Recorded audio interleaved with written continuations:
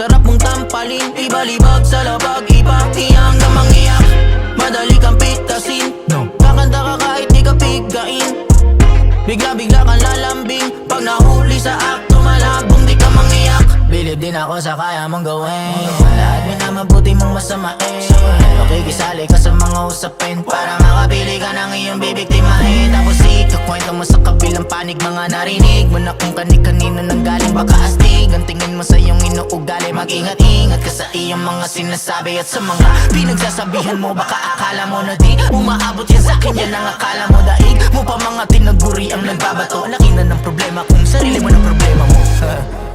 Lamang nga may alam, pero ang lamang wala. Ngayon dami mong alam, di mo na dapat tinalam. Pero ang alam mo lang gawin ay ang mga alam at napagkalamang ko lang. May pagka-snitch ka rin, kala mo hindi ko yan napapansin.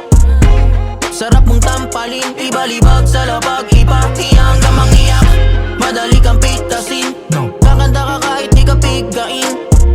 Bigla-bigla kang lalambing, pag nahuli sa akto, malabong di ka mangiyak. Siko tadyak, matik masasabong iyong labi hanggang umeksagon. Di uubra ang iyong pagka-dragon sa kakakalap at pagkalat ng mga impormasyon na ipinatunayan mo lang na hindi ka pwedeng pagkatiwalaan sa dami mong tinatalo. At wag na wag ka rin mag-intay ng taong magbibigay ng tulong pag kinailangan mo ng sasalo. Kasalanan mo na yun kung bakit nagkaganon, di mo yan pwedeng isisi sa tanda at panahon. Walang tandang pananong, di na yan tinatanong, di lagi nasa taas pag umikot na ang gulong.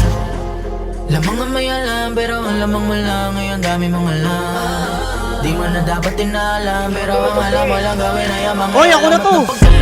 May pagka-snitch ka rin, kala mo hindi ko yan napapansin. Sarap mong tampalin, ibalibag sa labag, ipatiyang na mangiyak. Madali kang pitasin.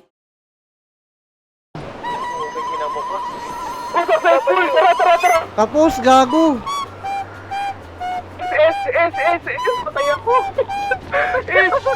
Holding. Tapos, tanga-tanga kayo. Putang inang hayop na yan. Dito na si Red Garage bumagsak.